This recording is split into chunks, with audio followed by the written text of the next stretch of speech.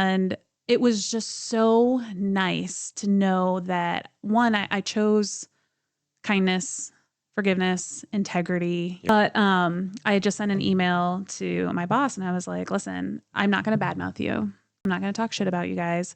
I said, I really respect you. I said, but what I am going to say is I feel like you're reacting. This is an overreaction to a minor situation. And he just wrote back. He said, thank you. Let me know when the book comes out. And I was, of course, my son wanted to quit immediately. And I was like, no, we're going to have integrity. We're going to have character. You stay working there. They're not being mean to you. You know, I don't need you to come to my defense. We're fine. You know, stay. And so my son still continues to work there.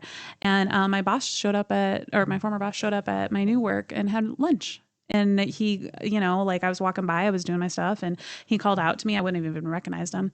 And it was just so nice to know that one, I chose kindness, forgiveness, integrity, you know, like having the honest conversation with him, like, hey, I'm not okay with this.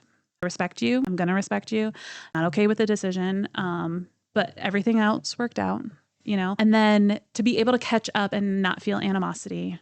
You know, I invited him to the release party. He's going to look up my book. He said he will. I don't know if he does, but you know, like, it's just when we act in those kind of ways, no matter how scary it is, no matter how much people will tell you, advocate for you to do it otherwise. Like everyone was like, you need to sue him. You need to do this. You do that. I'm like, ugh, that's not the life I want to live.